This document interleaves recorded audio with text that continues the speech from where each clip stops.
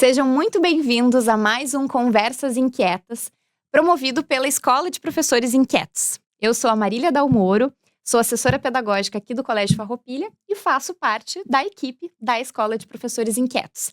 A Escola de Professores Inquietos, para quem ainda não conhece, é um braço de formação que tem a iniciativa de promover transformação da educação, por meio de cursos, conteúdos, eventos, com foco em qualificar as práticas dos professores e dos profissionais da educação básica. Realizamos esse propósito, então, por meio de uma série de propostas, e uma delas é as Conversas Inquietas. Nesse encontro, a gente vai falar sobre criatividade. A nossa convidada, então, para a conversa de hoje é a psicóloga e psicopedagoga Luciane Valls. A Luciane mora desde 2012 nos Estados Unidos, onde ela realizou uma especialização em criatividade e liderança criativa e mestrado em criatividade pela State University of New York. Especialização também em pensamento sobre futuro pelo Institute of the Future. E hoje nos brinda, então, com a presença. Nessa jornada de criatividade, a Luciane também publicou um livro, que a gente até trouxe para vocês, para mostrar, que é o livro Criatividade Contagiante, como a escola pode nutrir o pensamento criativo. E além de oferecer também, né, Lu, palestras, cursos, enfim, uma série de conteúdos para professores e também para profissionais de outras áreas que focam, né, nessa questão do desenvolvimento da criatividade. Quer falar um pouquinho, Lu? Dar um oizinho, por favor? Então, além dessa, né, minha formação, eu sempre gosto de me apresentar, Marília, dizendo que eu sou uma estudiosa e uma entusiasta da temática da criatividade. Então, para mim, sempre é uma alegria poder estar seguindo, estudando, aprendendo, conhecendo coisas novas para poder compartilhar com mais gente, já que esse, para mim, é um tema tão apaixonante. Muito bem, Lu. Bom, vamos então conversar sobre este tema, né? A gente tem visto, Lu, nos últimos anos, e claro, a área da educação tem se preocupado muito com isso, em relação à necessidade de desenvolver o pensamento criativo, de desenvolvermos criatividade. A gente tem visto, por exemplo, no último relatório, né, sobre o futuro do trabalho, né, que foi, enfim, divulgado pelo Fórum Econômico Mundial, que dessa crescente importância da criatividade como uma habilidade para o mundo do trabalho, e não é a primeira vez que isso aparece, né? Isso já vem aparecendo em muitos relatórios. Agora o próprio PISA, né, que é realizado, enfim, pela OCDE em mais de 50 países, tem também começado a avaliar essas questões de criatividade. Então, eu acho que esse tema ele tem se aproximado cada vez mais das nossas realidades. Uhum. E acho que uma das coisas que ainda deixa as pessoas um pouco confusas é justamente alguns mitos que existem sobre o que é criatividade. O que é ser uma pessoa criativa, né? Talvez um pouco na linha de o que é a diferença entre criatividade e pensamento, por exemplo, criativo. Eu queria que tu pudesse começar falando um pouco sobre isso, desmistificando talvez um pouco esses mitos que envolvem ser uma pessoa criativa. Então, tá. Eu gosto muito da palavra criatividade por uma série de razões, inclusive pelo nome mesmo dela, né? Porque eu sempre gosto de dizer que dentro da palavra criatividade tem a palavra vida, vida de. Então, eu amo utilizar essa palavra. Mas, quando a gente usa a palavra criatividade, a gente ainda vê que existe uma associação muito grande na nossa sociedade entre criatividade e manifestação ou expressão artística, né? Durante muito tempo, a gente teve essa ideia de que pessoas criativas, profissionais criativos, eram os profissionais ligados a essas áreas. Os demais não precisavam da criatividade. A gente vê muitas pessoas que dizem, por exemplo, eu não sei desenhar, eu não sou uma pessoa criativa. Ou eu não gosto, eu não tenho habilidade com trabalhos manuais, então eu não sou uma pessoa criativa. Então, um dos problemas, muitas vezes, da criatividade foi essa associação de achar que ela simplesmente só vai aparecer, vamos dizer assim, no campo das artes, coisa que a gente tem visto que não, né? Hoje em dia, cada vez mais, a gente precisa de criatividade em todas as áreas do conhecimento, né? Em todas as profissões. Também essa ideia de que algumas pessoas nascem com este dom, né? E outras pessoas não nascem. Hoje a gente já sabe que criatividade não é um dom, ela é uma habilidade que pode ser desenvolvida. Quando a gente trabalha com o termo pensamento criativo, no próprio nome já diz, pensamento. né? Então não se trata só de uma manifestação artística, é de um jeito de pensar. Então hoje a gente entende pensamento criativo como uma habilidade cognitiva que, como outras, pode ser desenvolvida, né? Então existe como qualquer pessoa se tornar uma pessoa mais criativa do que ela era, né? Então esta ideia de que só alguns são criativos, que outros não são, ou essa ideia de que só em algumas áreas e não em outras, o pensamento criativo ele rompe com isso, porque a gente pode pensar de uma forma criativa em qualquer contexto. E o que que é pensar de uma forma criativa, né? Normalmente, quando a gente fala em pensamento criativo, tem uma série de aspectos que vão estar em jogo ali. Então, por exemplo, a capacidade de gerar mais de uma ideia, né? Então, essa é uma questão muito importante dentro do pensamento criativo, da gente não ficar limitado a uma única resposta, mas a gente ter a capacidade de ampliar possibilidades, de pensar em diversas opções. Para que eu seja capaz de pensar em mais opções, eu também preciso ter o que a gente vai chamar de uma flexibilidade de pensamento, de eu conseguir pensar numa alternativa, daqui a pouco eu saio e penso numa outra completamente diferente, né? Daqui a pouco eu faço uma nova combinação e penso numa outra possibilidade. A capacidade combinativa também está muito associado com essa questão do pensamento criativo. A capacidade de observar diferentes ângulos, diferentes perspectivas, de levar mais aspectos em consideração, também é algo que vai ajudar a ampliar essas diferentes possibilidades. E tudo isso são coisas que a gente pode exercitar, né? Dentro de uma escola que a gente pode, por exemplo, trabalhar, né, com atividades que vão favorecer esse tipo de pensamento. Então, Lu, nesse sentido, talvez aquilo que o estudante vivencia enquanto processo, né? Aquilo que daqui a pouco, bom, eu vou me experimentar num diferente ambiente. Eu vou me experimentar num projeto de pesquisa. Eu vou, daqui a pouco, promover para o meu estudante escolhas, onde ele possa optar em como me apresentar daqui a pouco determinada proposta. Isso vai na linha de desenvolver esse pensamento criativo. Tudo aquilo que ajuda o estudante a ampliar possibilidades, a dar mais de um caminho, a não ficar fixado em uma única coisa, ela. Por isso que eu gosto de novo da palavra criatividade, porque a palavra criatividade tem a palavra cria-vida. Criatividade. Então, eu digo que é criar vida, dar vida para novas possibilidades. Então, quando eu ofereço para o meu aluno a opção de escolha, eu estou permitindo que ele dê vida a um novo projeto, a uma nova forma de fazer algo, a um novo jeito de se apresentar, a um novo produto que ele pode criar, né? Então, essa capacidade de dar vida a novas possibilidades. Então, sempre que numa escola a gente não tiver simplesmente limitando e dizendo só pode desse jeito, só tem esta resposta, só pode esse material, né? Mas a gente ampliar, né, dar formas diferentes, espaços diferentes, recursos diferentes, materiais diferentes, a gente está ajudando o nosso aluno a combinar essas coisas, a pensar em diferentes possibilidades, a avaliar qual dessas formas é melhor. Por exemplo, meu professor deu a possibilidade de eu fazer um desenho, um texto ou uma apresentação. Qual delas, né, dessas 3 formas eu acho que eu vou conseguir expressar melhor o que eu aprendi? Então eu também tenho que avaliar. Não é só fazer unidunité e dizer foi essa o escolhido, né? Eu preciso também ser capaz de utilizar outras, né, habilidades para fazer uma avaliação, uma comparação, né? Por isso que a gente diz que criatividade, né, pensamento criativo acaba ativando níveis mais elevados de pensamento. Porque não é só eu repetir algo. É eu pensar, avaliar, analisar, comparar, criar um jeito novo, né? Então tudo isso promove sim, né, o pensamento criativo deles. E se eu pensar, talvez, bom, eu sou uma professora, né? Eu quero avaliar o meu trabalho hoje, eu quero avaliar a minha sala de aula, eu quero melhorar quais são os pontos que eu preciso me atentar. Talvez pensando que, bom, de verdade eu quero tornar a minha sala de aula mais criativa, né? Que estratégias eu posso utilizar, tanto para olhar para a minha prática, quanto para daqui a pouco qualificar aquilo que eu venho desenvolvendo?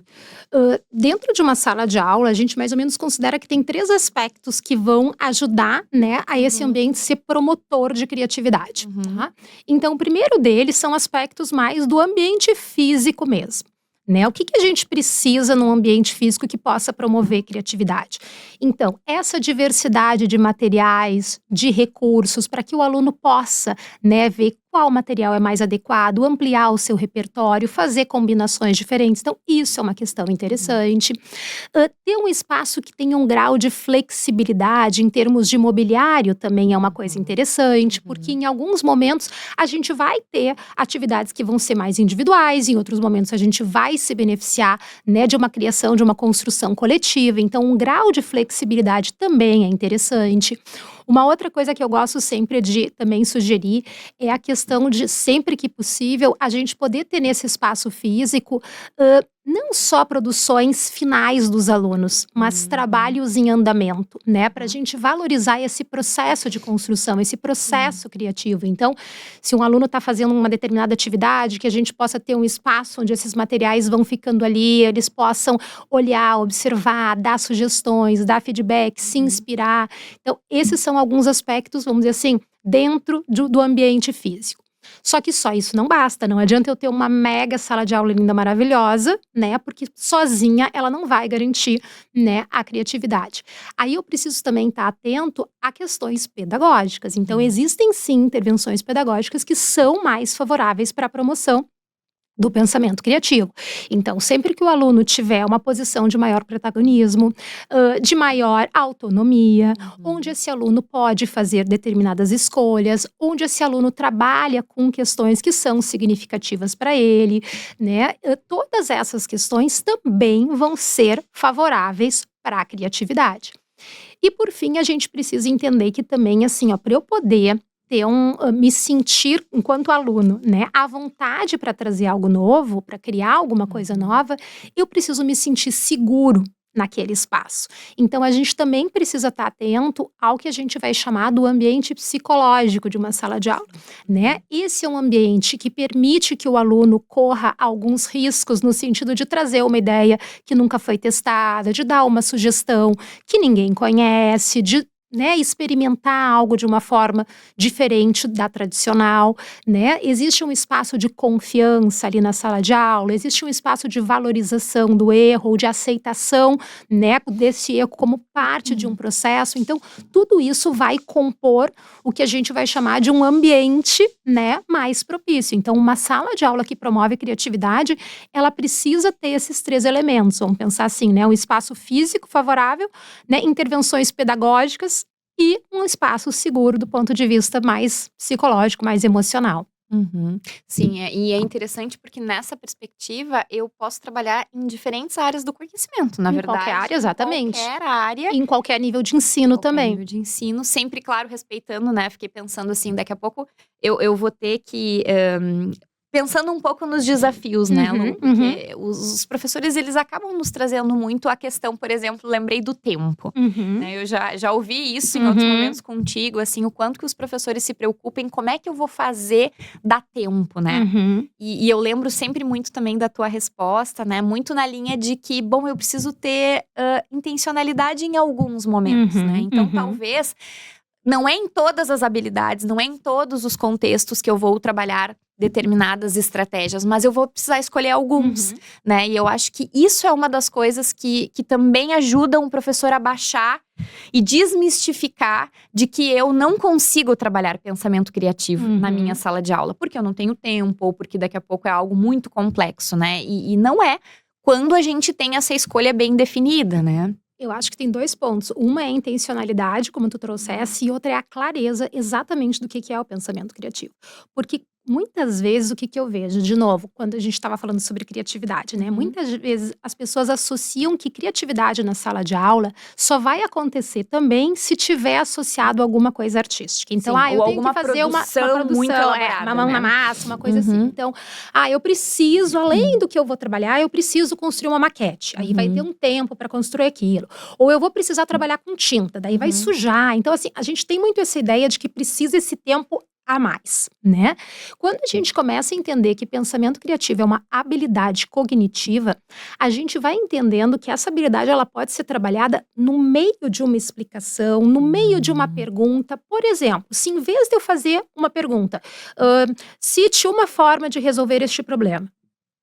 Se em vez de eu trocar isso, eu coloque quais são todas as formas possíveis de resolver esse problema, Eu levo como professor o mesmo tempo para elaborar a primeira pergunta ou a segunda. Mas a segunda pergunta, ela pede para o meu aluno que ele pense em mais possibilidades. Isso é promoção de pensamento criativo.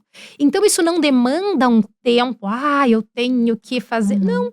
Simplesmente uma clareza de, bom, como que eu posso, né, ajudar o meu aluno a pensar de mais de uma forma, né? Ou às vezes uma outra questão que também é muito interessante, não só pensar em várias formas, mas a tentar pensar em formas mais originais, em formas mais diferenciadas. Então, às vezes eu digo para os professores, vamos imaginar que a gente tenha que fazer uma determinada atividade e eu peço para os alunos assim, gente, como é que a gente poderia, sei lá, falar sobre esse assunto? E aí os alunos vão dizer, a gente podia fazer um cartaz, a gente podia fazer uma apresentação, a gente podia fazer um vídeo, a gente podia fazer... Enfim, eles vão dando sugestões. Essas sugestões todas não são originais, são sugestões que eles já conhecem. Então eu posso simplesmente dizer isso para eles e finalizar, deixo eles ali falarem 10 coisas, eu digo, ok, então agora vocês deram várias sugestões, essas todas vocês conhecem. Nós vamos fazer um desafio. Vocês têm que fazer essa apresentação, mas não vale de nenhum desses jeitos. Eu já estou pedindo que o aluno faça uma coisa um pouco mais original. Pense, que talvez. ele pense para além daquilo, que ele siga. E no início ele vai ficar, mas como? Não tem outra coisa? Impossível, professora. Depois eles vão começar, não, mas calma aí. Então, quem sabe eu adapto isso? Quem sabe eu mudo aquilo? Quem sabe eu tinha falado numa apresentação, mas então, se em vez de fazer uma apresentação convencional, eu faço uma mímica. É um jeito de apresentação, mas um pouco diferente. Então, aí eu já começo a estimular um pensamento um pouco diferente, um pensamento que vai mais para esse lado daquilo que não é tão comum, né, que é um pouco mais original. Então, às vezes, não precisa ser construir um grande circo em todas as aulas. É essa intencionalidade, essa clareza de quando eu quero algo diferente e também essa clareza de, ok, o que é ser diferente? E isso, Marília, eu acho que é um dos pontos que eu vejo assim que mais confusão existe na área da educação. Quando a gente fala de uma aula criativa, de uma atividade criativa, de um professor criativo, às vezes existe um peso, uma ideia de que tu precisa fazer coisas grandiosas. Então, uma aula criativa vai demandar um tempo de preparo, o professor tem que, sabe, transformar a sua sala de aula, criar um mega, sabe, evento e tal. E eu sempre digo para eles, vocês podem fazer algumas coisas assim, não tem problema. Os alunos gostam também de ver esse às vezes vão ter também, né? coisas que vão ficar como experiências memoráveis, ou como, às vezes, momentos culminantes de um determinado projeto, isso pode acontecer. Mas não precisa ser assim. E mesmo que isso aconteça, para que seja de fato criativo, eu preciso pensar, o que o meu aluno está fazendo ali? Porque às vezes é todo um trabalho do professor. Às vezes o professor vai e cria, recorta e passa a noite inteira em claro ali para montar uma coisa e o aluno está de espectador. Então, toda essa criatividade do professor foi boa para ele, mas não trouxe esse desenvolvimento desse pensamento criativo no aluno, que também não é o que a gente quer. Então, a gente precisa entender muito bem, assim, do que a gente está falando quando a gente está falando em criatividade na sala de aula. No momento em que a gente entende isso, a gente vê que o tempo é algo que dá para ser manejável, né? Claro que todo mundo, né, em educação sempre gostaria de ter um dia a mais, meia hora a mais, um mês a mais. Sempre seria né? Seria o ideal. Mas a gente consegue lidar, eu acho que com um pouco mais de clareza também. Tu sabes que eu fiquei pensando, né, quando tu falavas das questões que a gente já trabalhou juntas também sobre rotinas de pensamento, né? Que é uma estratégia simples de alguma forma, são estratégias simples, mas que daqui a pouco pro professor que não sabe muito por onde começar, elas podem também contribuir para isso, né? Para esse ajudar. Porque, de novo, falar um pouquinho de repente ali, o que acaba acontecendo? As rotinas, a maioria delas também trabalha com esse momento de uma reflexão intencional, é quase como um guia para o teu pensamento, para que tu possa aprofundar, né? Muitas vezes para que tu possa ter mais clareza, trabalha até questões metacognitivas, né? Como é que eu tô pensando, né? E eu acho que tudo isso, tudo aquilo que aprofunda pensamento, contribui, né? O pensamento criativo, ele é isso, ele é um pensamento no nível mais profundo. Se a gente for pensar em taxonomia de Bloom, por exemplo, o que a gente vai ver? Né? Que a criação, ela tá lá no topo da taxonomia. Por quê? Porque para eu poder criar algo novo, eu preciso entender todos esses elementos que estão na base, eu preciso ter uma base de conhecimentos ali, né? Para eu poder ver, bom, eu parto daqui e daí eu preciso poder ver, bom, nesse contexto, o que mais eu posso fazer com isso? Como é que eu transformo isso? Como é que eu qualifico isso? em que contexto uma coisa é melhor que a outra. Eu preciso comparar, eu preciso avaliar, né? E aí depois eu vou criar algo novo. Então eu trabalho com muitas habilidades, né? E muitas das rotinas, elas também ajudam a gente nesse processo de clarear esse nosso pensamento, de entender essas diferentes etapas, né? Então, nesse sentido, eu acho que elas também podem ser. Eu acredito muito que as rotinas, embora elas não tenham sido feitas para promoção de criatividade, elas são muito benéficas nesse sentido. Elas podem ser utilizadas, sim, né, como mais uma estratégia de promoção de pensamento criativo. Sim. E também fiquei pensando, Lu, o quanto que a questão do repertório dos alunos, né? Como que a gente também, de alguma forma, consegue apoiá-los nessa ampliação? E mais do que isso, agora colocando um pouco o lugar de escola, como ajudar aos próprios professores nessa ampliação, né? Porque eu acho que uma das coisas também que o pensamento criativo tem muito um potencial, talvez, de qualificação é quando a gente consegue olhar para uma situação e fazer conexões com algo para além daquilo que está mais no senso comum. E aí isso me remete muito à questão de ampliação de repertório, né? Não, o repertório, ele é um ponto fundamental, né, para a criatividade.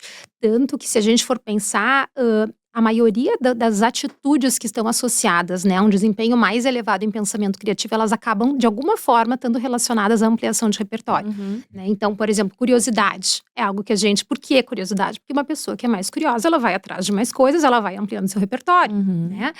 A abertura para o novo, né? Uma pessoa que está aberta para o novo, ela vai atrás de diferentes referências, né, de diferentes experiências, e ela também vai ampliando o seu repertório. O que eu acho que é o grande desafio é, a gente precisa ter, né, tanto que no meu livro eu trago um capítulo que fala sobre isso, né, sobre o que eu chamo de colecionar experiências, que nada mais é do que a gente utilizar, né, de forma intencional, essa busca de repertório, essa curiosidade, esse olhar para o novo, essa capacidade de observar as coisas que estão ao nosso redor.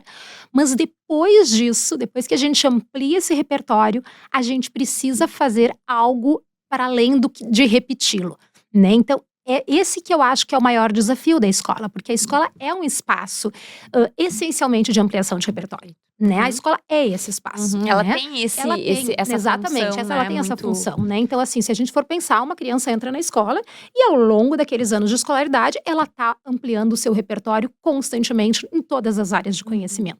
Só que o que a gente precisa para a criatividade é ter essa matéria-prima que a escola dá, né? Mas também ter possibilidade de associar, como tu dissesse, né? De fazer conexões, de fazer adaptações, de criar analogias, né? Toda essa capacidade de imaginar em cima deste repertório. Então, eu tô aprendendo sobre algo.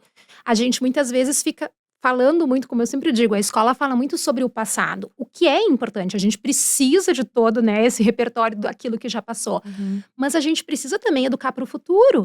Então, eu preciso poder pensar, bom, com base em todo esse repertório que a gente já construiu aqui, com base em tudo que a gente aprendeu, imagine que, né, o que poderia acontecer se, né? Então, eu preciso também trabalhar com essa capacidade de brincar com o repertório que eu tenho, de imaginar novas possibilidades em cima desse repertório, de fazer novas conexões em cima desse repertório.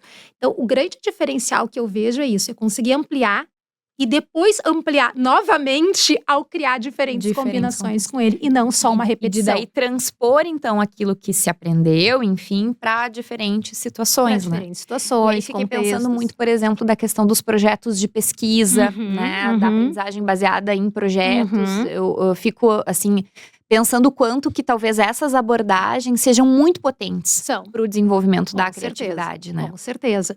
Né, todas essas metodologias que ajudam, né, que trabalham com situações do cotidiano dos alunos, da realidade deles, dos interesses deles, e que permitem que as crianças e esses adolescentes possam investigar, descobrir novas coisas, criar soluções, tentar pensar, ou mesmo às vezes não é nem a criação de uma solução, mas apresentar isso de um jeito interessante para um determinado grupo de pessoas, né? Convencer as pessoas em relação à importância daquilo, tudo isso tem um valor muito grande. Então, quando a gente pensa do ponto de vista pedagógico numa sala de aula, esse tipo de metodologia, né, que na verdade está relacionada a uma boa aprendizagem, vamos dizer assim, ela também está relacionada, né, tudo que eu sempre brinco que tudo que está relacionado a uma boa aprendizagem, de alguma forma, Vai desenvolver. acaba desenvolvendo um pouco essa questão da criatividade, porque a criatividade, eu gosto de dizer que ela não compete, né, Uhum, com a aprendizagem. A criatividade, ela potencializa a aprendizagem, né? uhum. Então, quando eu crio algo novo, né, é porque eu sou capaz de fazer uma nova associação, de construir, né, alguma coisa e tal, eu tô indo além daquilo que eu já aprendi, né? Sim. E eu tô criando novas conexões, criando novas possibilidades. E Então, aí isso vai poder. atingindo, como tu comentaste, os níveis mais complexos de pensamento. Exatamente. E aí, se eu for pensar em termos de aprendizagem, é o que eu É o que a quero, né? gente Eu quero quer. atingir o global, Exatamente, né? Um nível de operação mais global com É. os alunos, mais complexo, E é né? por isso que eu sempre digo para os professores que também não dá pra gente ficar, mas eu não tenho tempo para a criatividade na minha sala de aula. Então, se a gente não tiver tempo, a gente não tá tendo tempo. De aprofundar, talvez, algumas coisas. E aí a gente tá trabalhando num nível de superficialidade, né? Então Uhum. a gente precisa, de novo, entender que esse pensamento criativo, ele vai além do manuseio de objetos, da construção de coisas. Ele precisa trabalhar essa nossa capacidade de seguir pensando em novas possibilidades, em novas combinações, em novas conexões, em novas soluções de problema, né? É isso, é trabalhar essa flexibilidade mental. Uhum. Por isso que ele é tão importante e tão demandado hoje em dia.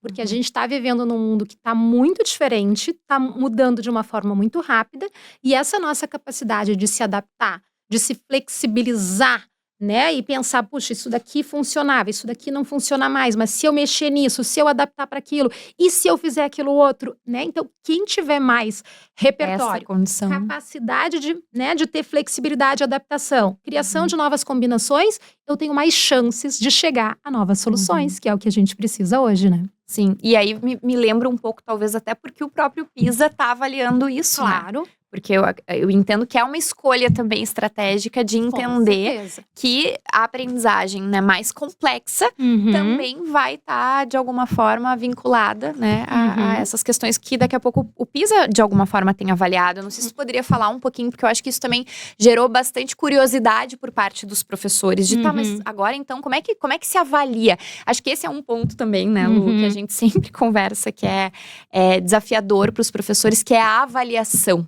Né? Como é que eu posso também avaliar esse pensamento criativo? Se tu puder falar um pouquinho sobre isso. Aí tem dois aspectos que eu acho importantes. Então, vamos começar a falar sobre avaliação na prova do PISA, tá? Então, assim, no PISA, o que eles fizeram? Ali, eu tô avaliando, vamos dizer assim, o produto criativo. Que no produto criativo no sentido de a resposta do meu aluno, tá? Esse era o foco da avaliação no PISA.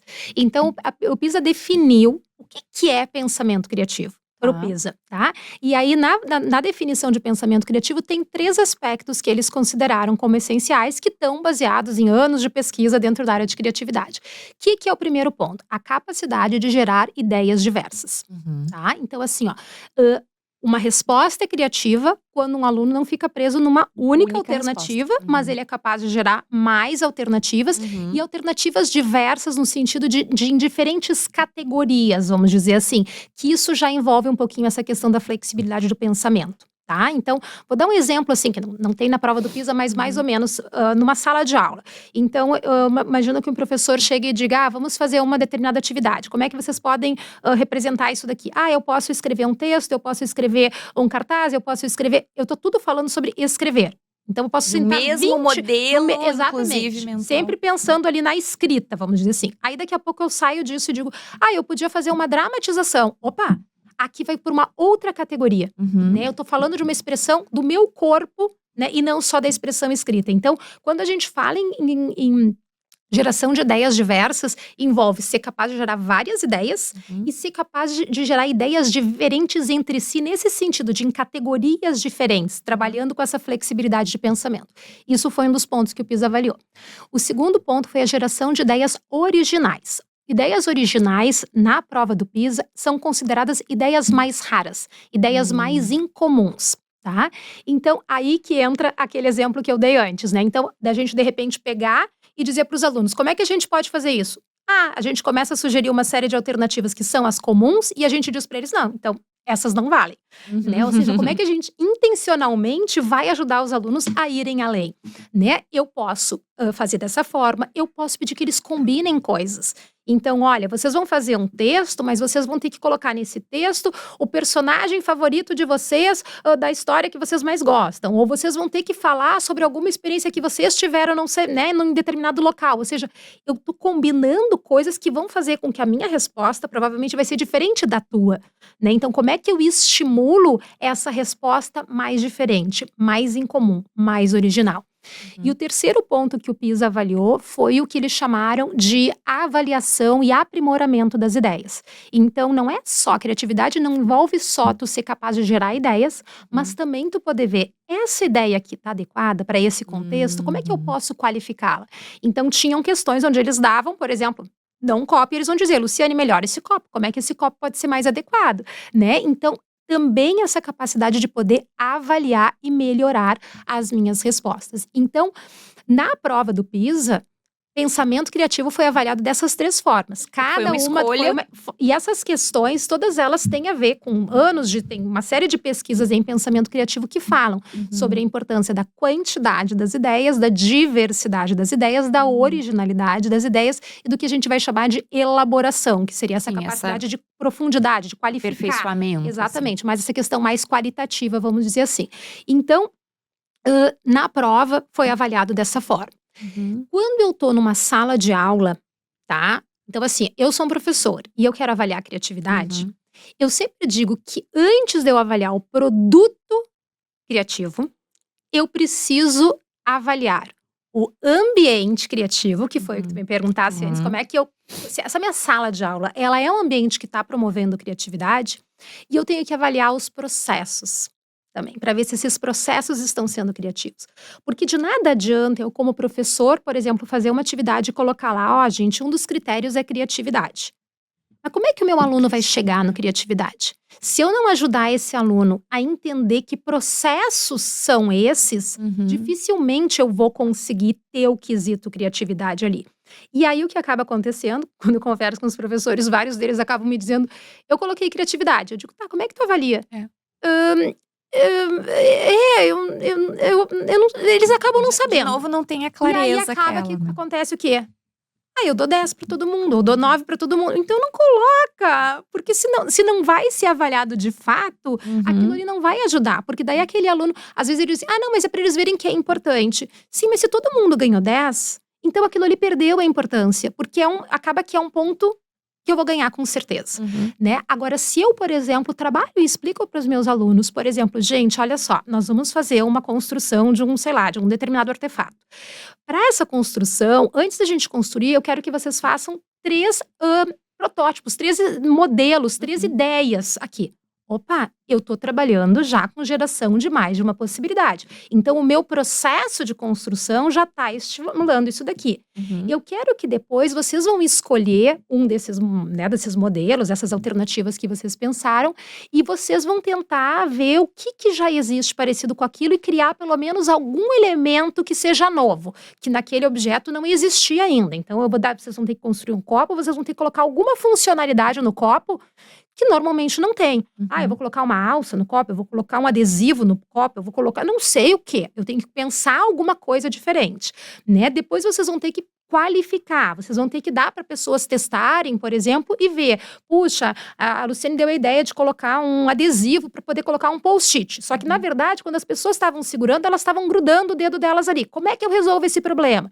Então, se eu tenho um processo que está guiado por esses princípios do pensamento criativo, provavelmente o copo final que os estudantes vão fazer vai ser um produto criativo. Claro. Não porque magicamente eu coloquei criatividade como um critério e porque os meus alunos de uma hora para outra resolveram ser criativos, mas porque eles seguiram um processo que ajudou eles nessa construção. Sim. Então, eu acho que o mais importante na escola é a gente primeiro focar nesse ambiente e depois ter clareza de como é que a gente pode criar processos que vão garantir esse produto criativo. Porque se eu tiver esses processos, o produto vai ser uma consequência.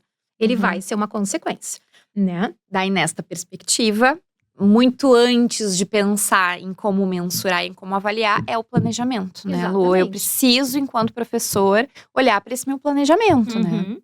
E aí, nesse planejamento, de novo, aí eu preciso ter clareza. Quais são aspectos que precisam estar num planejamento de um professor para que esse processo seja o mais criativo possível? E, de novo, nem sempre. Eu acho que a gente tem que ter clareza que nem sempre numa sala de aula o nosso foco vai ser a criatividade, Sim. né? Vão ter momentos em que a gente tem muitos. outros objetivos e tá tudo bem. Mas eu tenho que ter, né? Se eu quero promover pensamento criativo nos meus alunos, eu tenho que ter momentos intencionais onde eu vou dizer, nesse projeto, nesta atividade, nesta sequência didática, nesse trabalho, enfim, eu preciso desenvolver isso. O que eu posso fazer para dar conta das habilidades, dos conteúdos, dos conceitos, enfim, de tudo que eu preciso trabalhar ali e ainda garantir, assim, né, essas outras questões. Quando eu faço isso, de alguma forma vai aparecer, vai né, aparecer, né? esse Esse pensamento criativo do aluno e do professor ali, né, vai acabar aparecendo. Então, eu acho que é um pouco por aí que a gente tem que ir, né? Ter essa clareza deste planejamento para que eu possa pensar, enquanto professor, o que eu posso fazer, o que eu posso fazer diferente, que pequenas adaptações eu posso fazer aqui para garantir que esse meu aluno não fique só repetindo o repertório que ele já tem, consiga ampliar esse repertório, consiga combinar esse repertório, consiga fazer novas associações e tudo mais. E aí, bom, aí esse aluno está desenvolvendo o seu pensamento criativo e, consequentemente, vai ter, né, um produto criativo ali. Então, eu me focaria menos na preocupação de como eu avalio, como eu dou nota para dizer se esse copo é bom ou ruim, e muito mais nesse processo. E o legal do processo é que o aluno também pode ver. Então, por exemplo, vamos pensar o seguinte: quando a gente trabalha com esses processos e, por exemplo, com rubricas para que o aluno mesmo possa se autoavaliar, ele pode ver, puxa, olha só, eu só gerei uma ideia. Claro que se eu só gerei uma ideia, eu vou ter menos chances de combinações diferentes.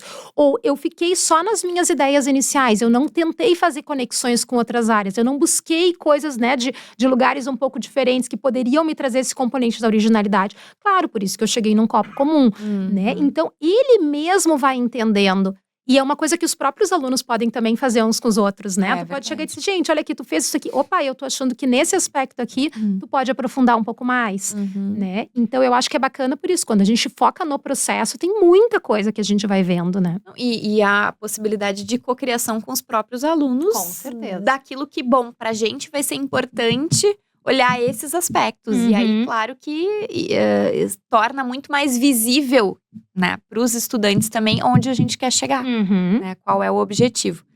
Lu, eu acho que assunto tem muitos, né? A gente já conversou bastante, assim, sobre essas questões, mas este tema é um tema que exige estudo, né? Nós falávamos antes, é um tema que exige que a gente sempre volte, leia mais, retome, porque não é algo simples.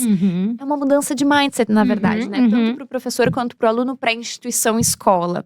Então, eu acho que pensando mais na nossa finalização da nossa conversa, se tu puderes dar algumas dicas, assim, para os professores, né? Que querem, sim, continuar aprendendo sobre isso, por onde buscar? Assim, o que eles poderiam fazer para tornar as suas salas de aula cada vez mais promotores de criatividade, em termos de formação e estudo?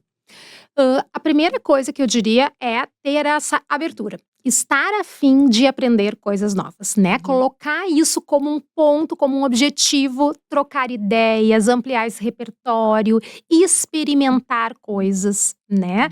Buscar grupos de apoio, grupos de professores, comunidades de professores, onde essa troca exista, né? Porque às vezes esse processo, em alguns momentos, ele é um pouco solitário. E às vezes essa tarefa de, né, fazer algo diferente, depois se não der certo. Então, quando a gente também tem, né, essa inspiração de mais alguém ajudando, criar essa cultura, né, desse novo, eu acho que isso ajuda muito. Eu sou suspeita, né, eu tenho um livro sobre esse assunto, então, obviamente, eu vou sugerir, né, então aqui, ó, Criatividade Contagiante. Esse livro foi escrito muito, Marília, com essa ideia de ampliar repertório também, né? É um livro que tem muitas citações e referências de outros livros e tudo mais, exatamente porque um dos meus objetivos era poder ajudar. Existem muitos livros nessa área que não estão traduzidos para o português. Sim. Então, quando eu escrevi esse livro, eu quis trazer algumas referências que eu sabia que não estariam, né, tão disponíveis para algumas pessoas, assim. Então eu acho que é um livro que pode ajudar não só pelo conteúdo que ele traz, mas também para de repente poder ver, isso daqui fez sentido, gostei dessa explicação. Quem é essa pessoa, né? Que mais que ela, né, fala, o que ela faz e tudo mais. Eu tenho também, né, cursos, formações que eu faço nessa área e eu sempre me coloco muito à disposição para ajudar professores. Então, assim, quem quiser, né, me procurar, mandar mensagem, o meu e-mail é criatividadecontagiante@gmail.com, o meu Instagram é @criatividadecontagiante e eu sempre brinco que sabendo criatividade contagiante, vocês me acham, podem me mandar perguntas, podem me mandar dúvidas, às vezes conhecendo as necessidades dos professores também. Tem materiais às vezes mais específicos, daqui a pouco, para um professor de educação infantil, o que tu sugere? Talvez tal material. Para um professor de anos iniciais ou anos finais, ensino médio, às vezes tem questões mais pontuais.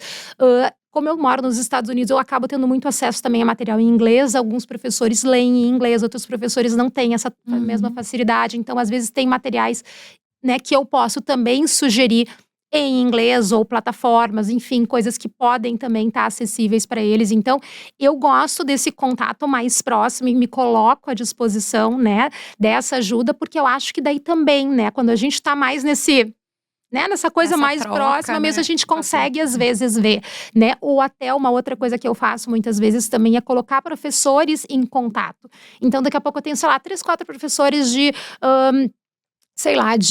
português dos anos finais. Daqui a pouco eu conheço de uma pessoa que trabalha aqui, outra que trabalha aqui, outra que trabalha lá. Vamos vocês 3 sentarem juntas, trocarem ideias. Então, eu acho que assim, o mais importante que eu diria para os professores é saiam em busca, estejam abertos a descobrir coisas novas. E uma outra coisa que eu queria dizer também, até vou olhar para a câmerazinha para dizer essa. Eu acho que muitas vezes a gente tem falado da criatividade na escola como algo que a gente precisa desenvolver, né? Então a gente tá falando, né, sobre essas habilidades e tudo mais, precisamos desenvolver.